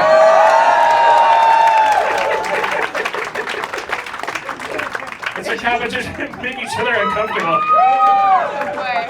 I just want to let's get it all out. Like. It's weird going on tour. Look. Marissa runs the Having Changed Tumblr blog.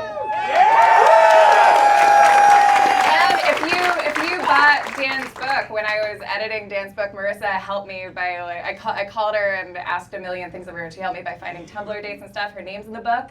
If you want her to sign your book. Okay. And Emma is super smart and cool, and I was her counselor when she was 14, and I'm sorry I masturbated on the bus. And Marissa brought her mom. So, like... Let's bring her up. Marissa's mom! Where's Marissa's mom?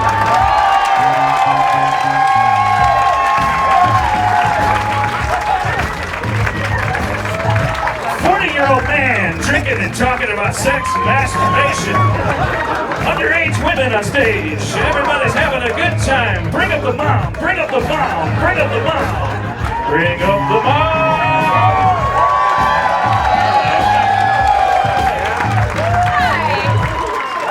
I'm so sorry, man. I am not sorry at all about this. What's your name? Mitzi. Mitzi, okay. And so Marissa told me, we did a little interview for the little movie we're making, she said that you, because she needed to come here, she can't, it's a club, it's 21 and over, she needed a legal guardian to come. So you listened for the first time to the podcast of this guy she's a fan of. And what was your reaction? I was glad I was alone. Whoa. Did you masturbate? Stop, Jeff! No, yeah, everybody's having a good time. Ask your moms if they masturbate in front of their daughters. Insane. This is officially more insane than Brooklyn. We have lost our minds. You did it. Congratulations. You gibbet people, and you bring this out of us. I don't know what happens in this. I'm so. What? Yeah, Yankees suck, right? Oh, Yankees suck. Yes. How it's happening. This is where we get stabbed. The steering wheel came off. Emma, how are you enjoying the show? I'm absolutely loving it. But I actually have a story about Aaron, kind of related to masturbation. Oh no!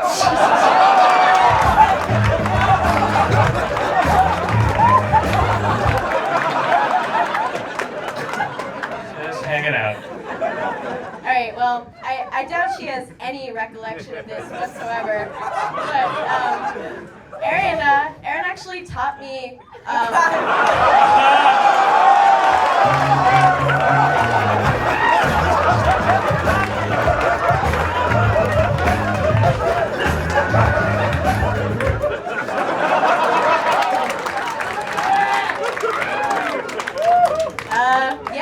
Aaron actually taught me what feminine wetness was.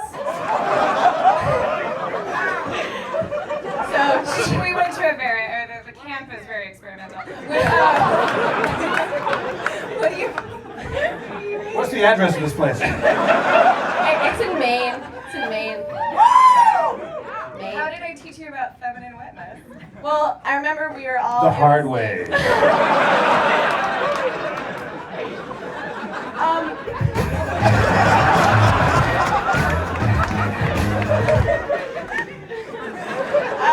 Well, do you remember when we used to like hang out on the porch of the bunk, like kind of late at night? We'd talk about boys and men, and it was This Feels Terrible, the podcast, but on a porch.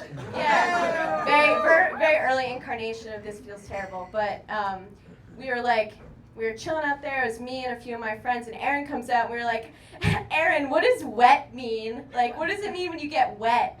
And she just got so uncomfortable. That's good. I'm glad you didn't say a smile when it came across her face. I thought you'd never ask. Cut to Cancun. Cut to a cartoon owl looking at the camera. What did I say? Was it appropriate? It was very clinical definition. You're just like, when a woman gets aroused, her vagina gets wet. Say what? You'll You see know this someday. Right? Okay, that's good. Well, thank you. All right. We learned a lot at Harmontown. Take your mamas, come on down. Everybody's gonna learn a thing or two. Whoa, how do you get wet? What do you do? Okay, Jesus. This is insane. Are there any 14-year-olds in the audience? So can I get you another root beer float? What do we do, Jeff? We have a chorus of spiraling shame and irony up there. What do we? Adam Goldberg's on the air again? He wrote to me knowing that his brothers are here. He hasn't replied. Do you want to hear it? Yes. What does Adam Goldberg have to say? All right. Well, we need you on mic though, because Let's just have the. We'll just go come out there. out here. Are you? That'll be the stage. We'll just everyone at some point is going to get on the stage too. All right. But first of all, do you know how to get wet? Okay, I'm sorry. That was too far. Come on up so we can hear you're Matt, right? Yeah. Right. So you have a relationship with Adam Goldberg. I know him from the drawing room, just Right. like you. A bar in LA. Okay. Right. And so Adam Goldberg sent you a text. He knew that his brothers were here, and he has a reply for you. Okay. Do you want to read it or? No, you read it. All right. If they are being mean to me, ask Dan how many cool T-shirts he sold. What does he think that makes his fan art? Who does he think that makes his fan art, updates his wiki, and upvotes his 101 videos? Sure as hell ain't the Allison Breeze of the world. I met her. Pause for gravity. I met her though. She's super nice. Look, I really. Everybody's spiraling. Look, I really hard want to care about how people view me. I really do. But I can't recapture the feathers from the pillowcase. I can't make people like me if they honestly don't want to. I can be a positive person, the best version of my authentic self, and continue to be humorous, honest, and loving. If some people think I'm a gremlin or a robot or a grimbot, that is the price of entering the public sphere. We can't all be Johnny Unitas. Adam Goldberg dominates. Wait, Adam Goldberg knows who Johnny Unitas is? Yeah. Right. Well, he certainly spiked that one in the fucking end zone. What's your name? Matt. Everybody, thank you, Matt. Thank you. Jesus Christ. That's it. So Adam thought that he was really thrown under the bus, which I don't think he was. Will the court see a rejoinder, Your Honor? What? Okay. All right. Sure. All right. Jesus Christ. All right. Come on up. If Jeff. No. I'm all for this stuff, man. This is what I want. We've gone off the rails. I just want to remind the listeners that Missy Mercer's mom is still on stage. Yeah. She's just standing with her hands folded in front of her. She's very patient. Best mom in the world. And I would give a rejoinder. Okay. All right. And your name is? My name is Nick. Okay. Made it up. Fake name. It's NIC. There's no. All right.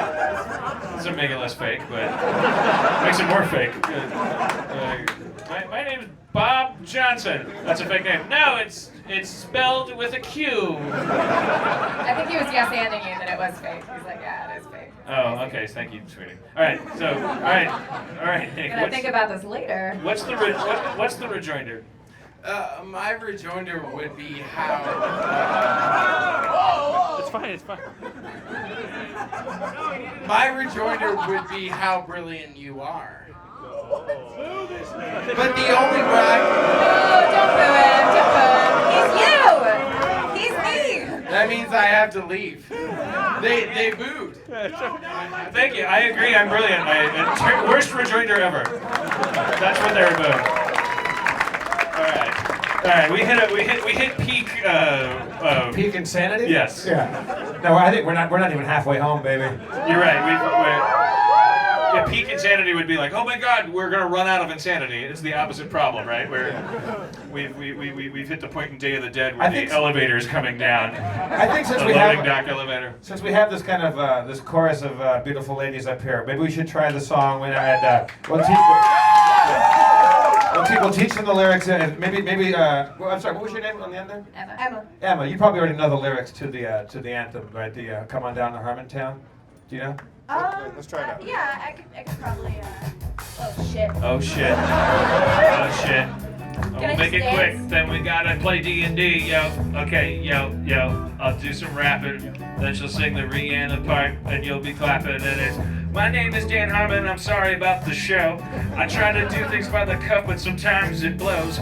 Came to Somerville trying to do something nice. I'm sorry that I couldn't have a lot of ice, but I'm still an alcoholic. I still like to drink. I fucked your mom all up and down the kitchen sink. Put her pussy in the drain and turned it on. I saw your mama go down till the break of dawn. Come on down to Harmontown. Turn that frown upside down. Strength, he is yellow, poop is brown. Struggle, come on down to Harmontown. Speakers in front of me, they look like demons inside. I wanna fuck your mama so hard, she gets twice as wide. I fuck your mama at every avenue. I fucked your mama, I'm so sorry about you being up here. I'm so sorry. There's a literal mama behind me, it's very comfortable. I don't mean it, it's just an expression. I'm so sorry. Obama's procession. Come on down to Harmontown. Politics. Bring that frown upside down. Fiscal cliff. Hands up. Your ass crack is ass crack. Ass crack hanging out of the back. That means I'm a working class person, like people from the city that likes Goodwill Hunting steeple. Matt Damon likes them apples. I think that screenplay was stinkier than crapples. Don't go to a window and say, how do you like them? Any normal person would say, that's fucking stupid. Come on down to Harmontown. Matt Damon. Turn that frown upside down. Affleck. He is yellow, poop is brown. Duck. Come on down to Harmontown. Cars. Thank you, ladies. That's how we do it. Thank you, Any Missy. other ladies have any questions about why you get wet? Mitzi, I'm so sorry. Who's Missy? She has a milk crate for a stare. All she wanted to do was raise a good daughter. And she did everything right, and then completely out of her control, the internet was invented. She had no choice. She didn't get to sign off on that. No one ever came to her home and said, should we have an internet? Well, what's that? It means that a gross, horrible, alcoholic, middle-aged man will be a part of your daughter's life. The nays have it.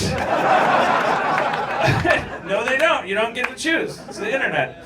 But I will. She's a good kid, and you've definitely done something right. Because I met her for the first time tonight, and she's survived the last year unscathed. She's not a dirtbag. No, she's a good kid. Yeah, she seems very intelligent too. So my takeaway is just keep being a gross, creepy asshole. Absolutely. I'm making better women. All right, Spencer, get us up to date. Spencer, catch us up to date. When we last met, the trio had just been regrouping after collecting some treasure in a locker room of a great flying ship. Ascending a magical pole, Sharpie saw a fighting force of Dark Star's evil men. Thinking quickly, the mage conjured a squid, crushing several of the minions. The ship's pilot, the sinister Dave, played by Jason Sudeikis, leapt into action, blinding, tripping, and flatulating on Quark in a flurry of humorous combat. The two fought with knives, and after a ray of frost to the eye and a critical arrow, Dave was slain. The pint-sized armored figure falls onto the floor with a clatter. The dead squid dissolves into air, freeing the previously trapped crewmen. They cower in fear. Go! All right. We did it. So we got these guys on the run now. Yeah, so that guy's dead. There's those three other guys. They were like trapped under the thing. They're not trapped, but they're just cowering in fear. Are they armored or are they kind of innocent? They're not wearing much of anything. Like that whip guy. Okay. Throw on your weapons. I'm saying to them, throw on your weapons. They have no weapons. Yeah. I give them what some, I thought. I give them some weapons. Yeah. You give them some throwing knives? Yeah, I give them. All right. I give them some throwing knives, and then Throw them down. They do that. I go and pick up my throwing knives, and I go, watch it. Yeah. How does that feel to be given weapons and then made to surrender them? Yeah. Not very well. Yeah. Say it again. Not very well. Say it louder. I'm psychologically breaking you. One of them breaks psychologically. I drink his soul. You gain 3 hit points. Uh-oh. I just went down an L. Ron Hubbard road. It's just a metaphor for drug abuse or something. I just found out a new way to. We don't know what they want, right? No, I you don't. I use diplomacy. Okay. Sorry. So what do you want to say? Like, I want to say sorry about everything. I think. What's going on? What are you doing under there? I don't know how to drive the ship. Oh shit! Is the ship crashing? You hear a voice come from the overhead. Autopilot disengaged. Uh-oh. The steering wheel of the ship spins wildly to the right, and countless alarms flash, disorienting you. I run. Sorry, I'm a ranger. Accurate. Okay. Do Range. Rangers have pilot skills? I run to the steering wheel and grab it. You grab it. It's very difficult to hold on to the terrible bulk of the wheel, but you manage to right its course. Hey, this thing's hard to hold. You're stronger than me. Yeah, okay, would I do better holding the wheel, Spencer? I go and assist and try my luck at holding the wheel and steadying the ship. After it's already been steadied by Sharpie, you find it very, very easy to hold it on a steady course. Yeah. However, you don't know where the ship's headed. Weren't there some maps in the other room? That's true. You left him there, I think. Okay, I run back to the other room. It's safe going, right? We killed everybody on board, right? You're holding the wheel. Oh shit! All right. Hey, Hotshot, go get those maps. I'll drive. Mulrain, go get the maps. Are you gonna jerk off again? Every time she leaves the room, you start masturbating. I'm gonna use hypnotism to get some information out of these guys. Okay. All right, so I'll go get the maps. I'm sorry. No, it's okay. I bound away, and my hair flows like a river of kisses. And this scent comes from my hair that's like lilacs and heaven. And I turn back and I giggle, and then I walk into the other room. Yep. The sirens are still going off. I look on the panel for anything that might indicate. Can I use my intelligence, my extreme Dan Harmon type intelligence, to determine if I could tell on this panel if there's anything that'll shut these alarms off? There's nothing that'll shut them off. They seem to be indicating some sort of pressure regulation warnings. Oh, is the hatch still open? Maybe. Which hatch? The one I entered through from the That bottom. one's not open. Oh. That's all I can What about say. the hatches where the cannons were? Those were sealed. So. Okay. All right, fuck that thing. If I want to get information out of people, as a sidebar, is it better to use charm person or hypnotism? I'd use charm person. Okay, I cast charm person on one person. The guy whose soul you broke. Yeah. That happens. Okay. Is he my buddy now? He's feared of you, but yeah. Okay. What's your name, buddy? Clint. Clint. Well, you having a good time piloting the ship? I'm in fear. Yeah? Me too, buddy. We're all afraid. Like everyone's afraid of things they don't know, but you know what always helps me when I'm afraid? I figure out everything I can about what I do know. It's like where's the ship? Where was the ship going? I was going to the north to regroup Okay. with All right. them. You know what doesn't help fear? What? Vagueness. You know what always cuts through it? Specificity. Like coordinates, like names. I don't have the education to understand such coordinate systems. Do you have the education to understand that I will fuck your world up? I thought we were friends. Yeah, a good friend will fuck you up. He's broken again. Ask him, Sharpie. Ask him if he knows how to get the pressure systems back to normal. How do you get the pressure systems going, Clint? He's bawling on the floor. Clint! Look at me. Look at me. I step in and play. I step in and play good cop. I said, listen, sorry about my friend, man. I want a piece of that asshole. Hey, Sharpie, go get a cup of decaf and I'll just take it easy. I'll be back and then you're fucking dead, Clint. Okay. Clint, I'm sorry about my partner. His wife just was killed by a cabinet. An animated cabinet. Yeah, an animated. Stupid presidents. Why do they appoint those people? Murderers. Clint, you look, man. I don't want. You've been nothing but doing us favors. Do you know how to stop this? How to repressurize the ship? You need to find one of those little black creatures. They know how this thing works. Don't be racist. Okay, weird. Sorry, that's. I'm sorry, they're called imps. Imps? Imps. Imps? IMP. I do know how to spell various creatures' names. Okay. What deck and how do I get to these knowledgeable imps? They might be in the engine room. All right, I run off to the engine room. You head down the ladder into the engine room. Can I see anything out of the? Is there a windshield? Yeah, there is a windshield. Do I see the other ships? Is there like a fleet of ships? There's actually not. You can't see any ships around you. You find that slightly odd, to be honest. Yeah, we've deviated. Yeah. I should You're mention telling that Quark stepped We away deviated from when the we were wheel. Huh? What? Quark stepped away from the wheel. Oh, so grab the wheel. Shit, I grab it. I grab it. You don't hear him because he's in the engine room at this point. I climb back up the ladder and yell, sorry, my bad. Grab the wheel, Sharpie. All right, that happens. I come running back into the room. Yeah. How does your hair look? You did? Oh, you did? Oh, wow, you did something new with it. Is that with it bangs? Bangs or rainbows, you tell me. Yes, my hair is flowing and my breasts, like, they're slow motion almost. But I go back into the engine room. Sharpie, Yes.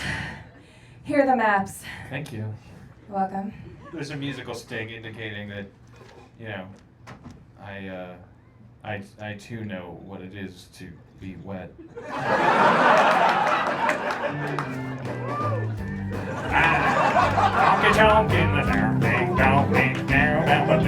I came into the room with my hair down to here. Looked right. into. We don't have time for that. Here are the maps. And as a ranger, I know that we need to go north. Also, I overheard you. We should go north. Yeah, for sure. I just got to keep this wheel straight. Sharpie, you got some squid goo on your shirt. Oh, get that off. Thank you. You're such a mess.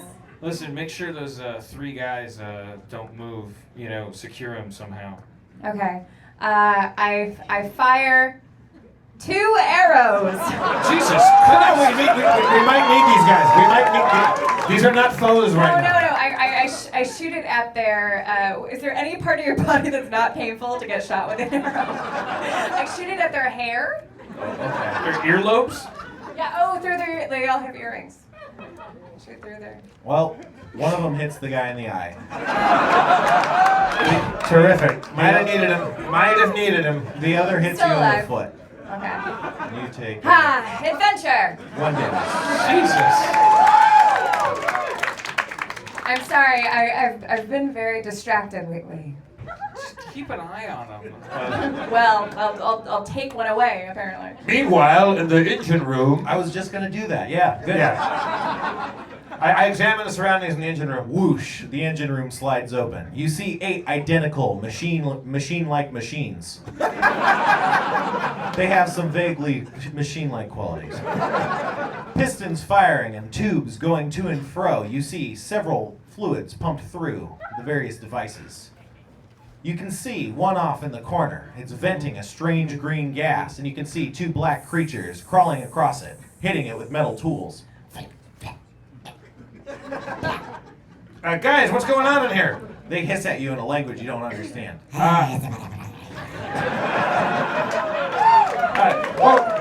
Did somebody feed you after midnight?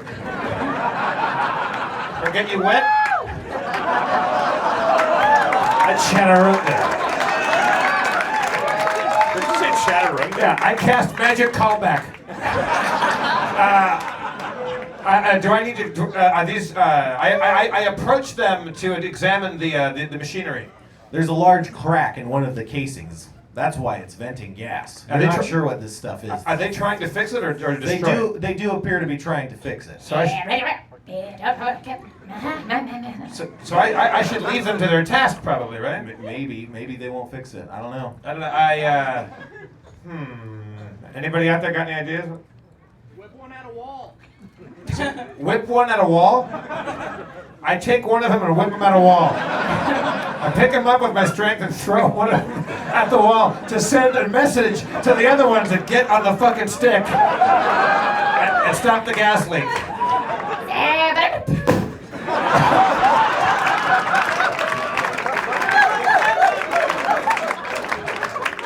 He falls to the ground and is unconscious. And I look at the other guy, I'm like, oh? The other guy's not paying attention. He's going back to trying to work on this thing. Okay, I go and assist him. Okay. I mean, he seems like he's doing his job, right? Sending a lot of mixed He asks signals for in some an He like looks at you expectantly and hisses something at you. Do I have any ability to understand him or? I speak that language. Maybe I. I run back upstairs, grab the wheel at the bridge, relieve Sharpie. He goes back down into the engine room. You tag out. Goldberg style. Yeah. Go. All right, I go to the room. I carefully follow Jeff's directions. Go left, then keep going. If you go to the bathroom and go too far. Yeah. Past the unconscious imp laying below the wall. Right, the other imp is hissing about how this was a two-person job. And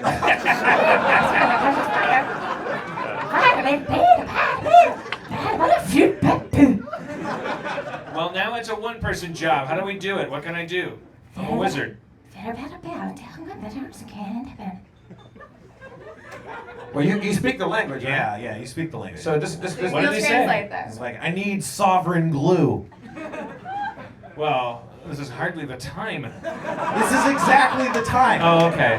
Sorry, I was doing a dumb joke. Oh, is the sovereign glue that big glop glowing jello that was in the other room with the face bubbling up to it? You don't know that it's not? Wait, what does sovereign glue look like, imp? It comes in a yellow bottle. It's usually well labeled. It should be in the locker room. Oh, the locker. Didn't we get everything out of the locker room? You got all the treasure. Ah. All right, I go to the locker room. You go to the locker room. I find the yellow glue. You do. You find it.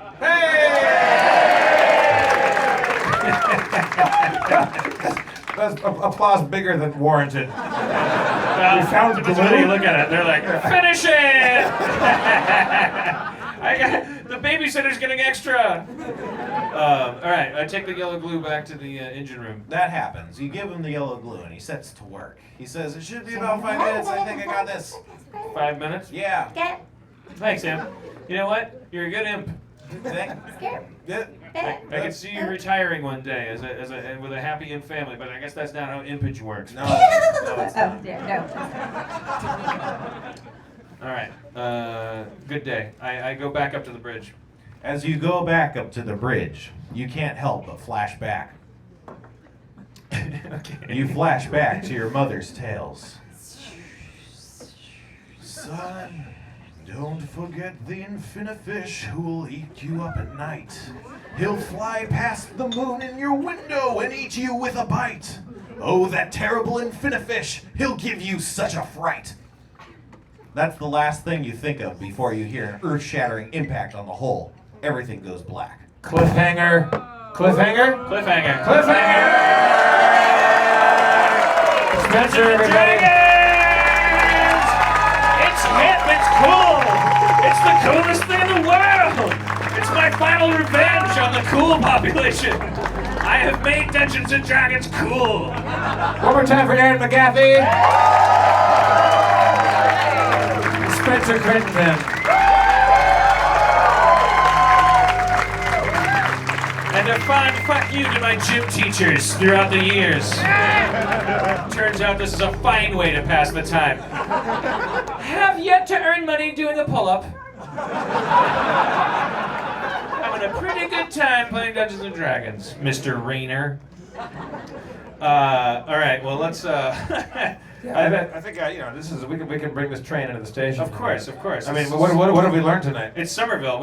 Hey, let's get out of here before it's Fallville. Fallville. But they spell it F-O-L-L. Yeah. Hey. Why is it S-O-M-M?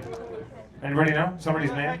They made it up. That's what I was saying. They made it up at a town meeting. No one knows why. It's just because this Wahlberg guy was a fucking Sheep fucker. She was a sheep fucker. How many vodkas did you get through up here? Did you do them all? You finished mine. I can't tell because I kept marrying them. That's the danger. If we had a fifth up here, then we could monitor. Where the fuck's Matt? We paid him enough. No. Matt didn't do anything wrong. There's just a bunch of empty glasses, and I'm happy. I can measure it in happiness. I'm very happy. I've had a good time in Somerville.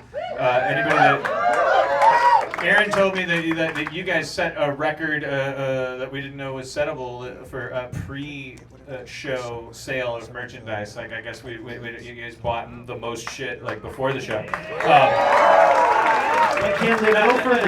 That's not why we're here. I'm taking a loss on the tour. I'm doing this to indulge my own 40-year-old fantasies. We're not a profiteering people. We're just coming through town, but we do have T-shirts and maps and photos and whatever the hell, I don't know, glowworms, whatever the fuck. And the I Love Spencer pin where the heart is a 20-sided die. And if you buy that stuff, I'm happy to sign it. I can't turn anybody down, so I'll be here all night until the last thing is signed. Do you think it's possible to do audience passing with tables in here, or is that really reckless? I don't know, man. That would be the ultimate fuck you to Brooklyn. Yeah. If I could somehow manage. Just gotta make sure my wallet and my phone.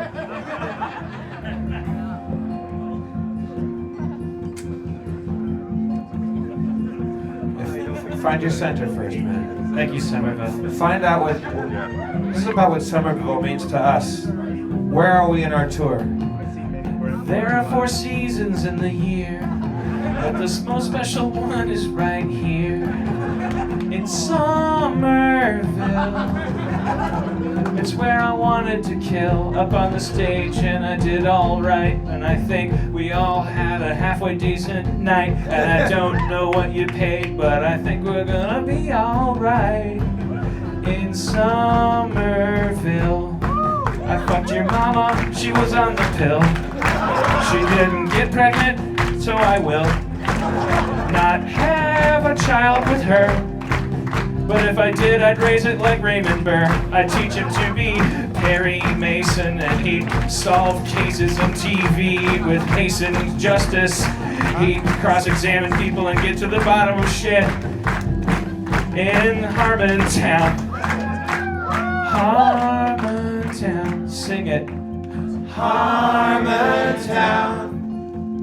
Harmontown. We're making it up. I don't know. We're making it up. I fucked your mama. I fucked your mama. I fucked your mama. Hold on. I'll get it together. Don't worry about it. I fucked your mama tonight. I went to your mama's house. I rang the doorbell and said hello. She said, come inside of my house and have some ambrosia salad with jello. I laid down on the table, it got so nasty. She poured it over me, I didn't care. I fucked your mama so hard, I changed the color of her hair. Harmontown, Harmontown. I fucked your mama in Harmontown, where P is yellow and poo is brown. I fucked your mama so hard, Harmontown. All right, get the biggest people to the forward. Get the biggest. Yeah! We can do it. We're doing it. I fucked your mama tonight. I fucked your mama in Somerville, and I'm lifting even higher than Brooklyn still. I'm touching the ceiling, and Johnny D's in Somerville. That's a new record. We're in Harmontown. Thank you so much, Johnny D's, for coming tonight.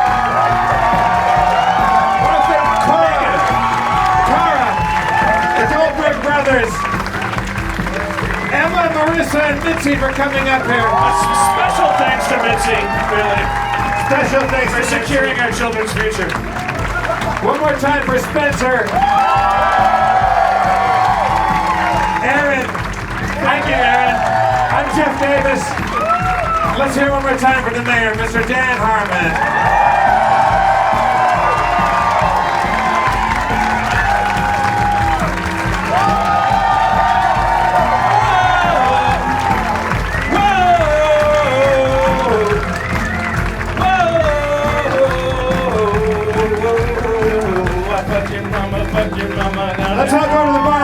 Back up.